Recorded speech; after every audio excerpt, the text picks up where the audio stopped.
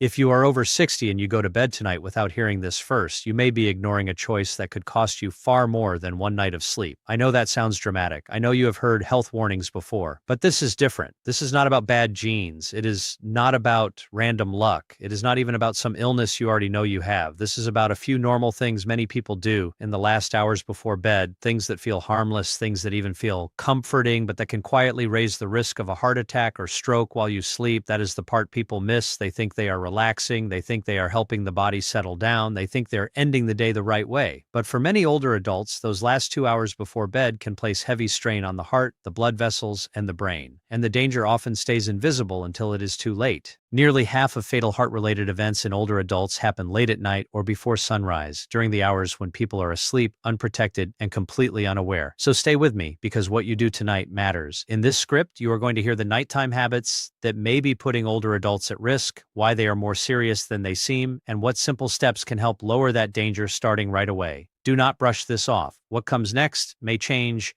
how you look at bedtime forever. Most people think sleep is just rest. It is not. Sleep is active. It is one of the most important repair windows your body gets all day. While you are asleep, your blood pressure is supposed to drop. Your heart rate is supposed to slow down. Your brain is supposed to clear waste and reset. Your blood vessels are supposed to get relief from the pressure and work of daytime life. When this process happens the right way, sleep becomes deep protection for the heart and brain. But when certain habits interfere with that rhythm, the body does not settle. It struggles. Pressure stays higher than it should. Blood can move less smoothly. Stress signals rise when they should be falling. And in an older body, where arteries may already be stiffer and the heart may already be working harder, that kind of nighttime stress can turn dangerous very quickly. This is why a person can seem mostly fine during the day and still suffer a serious event at night.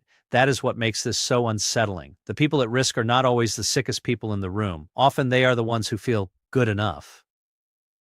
They take some medicine, they try to eat fairly well, they stay somewhat active, but a few small bedtime habits keep pushing the body in the wrong direction night after night. And because the effect builds quietly, many people never connect the pattern until a major warning appears. Keep listening, because the next part may sound ordinary, but the hidden effect inside the body is anything but ordinary. One of the most overlooked bedtime habits is eating a large, heavy meal too close to sleep. A lot of people think it is just dinner, or I was hungry late, so I ate late. But the body does not see it that simply. When you eat a big meal shortly before bed, digestion demands a lot of work. Blood flow is pulled toward the stomach, intestines, and liver.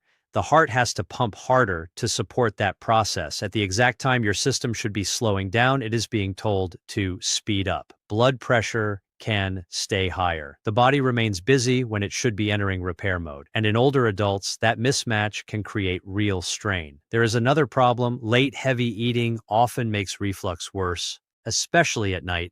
Acid rising into the chest and throat is not just uncomfortable. In some cases, it can disturb normal heart rhythm and trigger stress in the body when everything should be calm. Think about that. A full plate late in the evening can turn into hours of hidden pressure after the lights go out. One older woman had nighttime fatigue and occasional heart flutters for weeks and did not know why.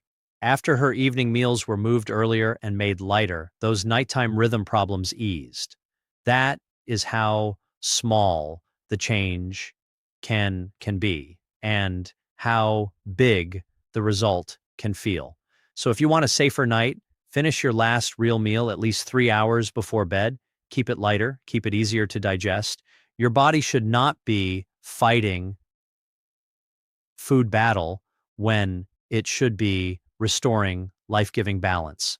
Another quiet danger is going to bed even a little dehydrated. After 60, the body often does not signal thirst as clearly as it once did. That means many older adults can be low on fluids and barely feel it.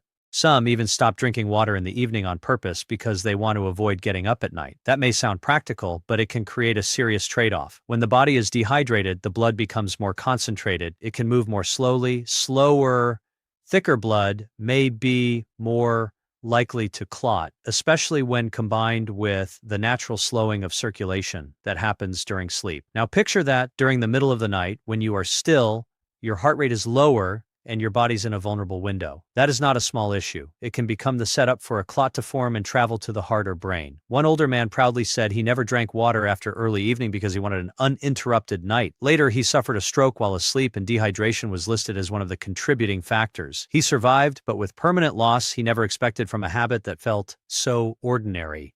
That is why this matters. The answer is not to flood yourself with water right before bed. It is to stay hydrated through the day and drink a reasonable glass of water an hour or two before sleep. Then use the bathroom before lying down. One extra trip to the bathroom is far less costly than putting blood flow at risk all night. If this sounds simple, good. Simple is what saves people because simple is what people can actually do. Now we come to something far more serious, and this is where many people should pay close attention. Undiagnosed sleep apnea may be one of the most dangerous nighttime problems in older adults, and many people do not even realize they have it. This condition causes breathing to stop or become shallow again and again during sleep. Sometimes it lasts only seconds, sometimes longer, but every time it happens, oxygen levels can fall. Then the brain reacts like an alarm has gone off. Stress hormones surge, the heart rate jumps, blood pressure spikes, breathing returns, then the cycle repeats, over and over. In some people, this may happen dozens or even hundreds of times in one night. Imagine what that does to a heart already carrying the wear of age. Imagine what it does to blood vessels already under strain. The person may think they slept all night, but the body spent the entire night in a repeated emergency. That is why loud snoring, waking up choking, morning headaches, daytime exhaustion, and blood pressure that stays hard to control should never be brushed aside. One older woman thought her heavy snoring was just annoying. Then one night, an episode became so severe that her oxygen dropped, her heart rhythm turned dangerous, and she woke up in an emergency room instead of her own bed. After treatment, her nights changed. So if snoring is loud and regular, if sleep never feels refreshing, if mornings begin with headaches or fog, do not ignore it. Talk to a doctor. Ask about a sleep study. Stay with me because the next habit is even more common, and many people are doing it right now without realizing the risk. Another major problem is skipping, delaying, or taking heart and blood pressure medicine at the wrong time. This is where many older adults get careless because they feel mostly okay. But feeling okay is not proof that everything is under control. Blood pressure follows a daily rhythm. In the early morning hours, the body starts preparing to wake. Stress hormones rise. The heart gets more active. Pressure can climb. That early morning surge is exactly when the danger can become severe if medication has worn off or was missed altogether. A missed dose does not always create instant symptoms, and that is why people underestimate it. They think one night will not matter. They think taking it a little late is close enough. But sometimes that one casual choice removes the barrier that was protecting the brain and heart while the body moves toward morning moves. There are studies suggesting that timing can matter, and some people may benefit from taking certain blood pressure medicine at night instead of the morning, but that decision should always be made with a doctor. The message here is simple. Do not guess, do not skip, and do not drift through your routine. One older man treated his medication like a flexible suggestion. He missed doses during travel, skipped them when tired, and assumed it was no big deal. Then he suffered a major stroke before sunrise. Afterward, he said he would give anything to go back and take those pills on time. That kind of regret arrives too late. So use an alarm, use a pill box. Build a routine so tight that missing a dose feels strange. Control what you can before the night takes control away from you. And now we come to the habit that almost never sounds dangerous when people first hear it, yet it may place more stress on the sleeping heart than many realize. Sleeping in a room that is too warm. This seems too small to matter, but do not click away from this idea in your mind because the body cares about temperature more than most people think. If the room is too warm, the body has to work through the night to cool itself down. Blood vessels near the skin widen, sweating increases, fluid loss rises, sleep becomes lighter and more broken. The heart rate may stay more elevated when it should be dropping into a calmer, protective rhythm, and that means the blood pressure dip that should happen overnight may not happen fully at all. But the opposite extreme is not safe either. A room that is too cold can make blood vessels tighten sharply, forcing the heart to pump against greater resistance. In an aging cardiovascular system, both extremes can become a problem. A safer sleeping range for many people is cool, not hot and not cold, often around 65 to 68 degrees Fahrenheit or about 18 to 20 degrees Celsius. That range can help the body settle, help deeper sleep arrive, and help the heart and pressure move into the pattern they were meant to follow overnight. This is not just about comfort, it is about internal workload. A room that feels a little stuffy, maybe asking the heart to keep working when it should be resting. Small details become big details after 60. That is the truth nobody says enough. So what should the evening actually look like if you want to lower risk instead of quietly building it? Here's where everything becomes practical. Start earlier than most people do. Eat your last full meal in the early evening, not right before bed. Keep it lighter. Lean protein, vegetables, modest portions, nothing too greasy, heavy, or difficult to digest. After that, keep it simple. Water is fine, maybe a light sip later if needed. Then, as evening moves on, take your medicine exactly as prescribed, not loosely, not when you happen to remember, exactly as directed. Set a reminder if you need one. As bedtime gets closer, start reducing the noise of the day. Turn down bright lights. Step away from upsetting television, stressful calls, heated arguments, and emotional overload. Give your nervous system a chance to shift gears. Then, cool the bedroom. Make the space calm, dark, and comfortable. If you suspect breathing problems at night, try sleeping on your side while you arrange a real medical evaluation. Keep a small glass of water nearby, use the bathroom before you get into bed, and when you finally lie down, do one more thing many people skip. Take a few slow, deep breaths, just 5, nothing dramatic. Let the exhale get long. Let the body know the fight is over for the day. These are not expensive changes. They are not complicated.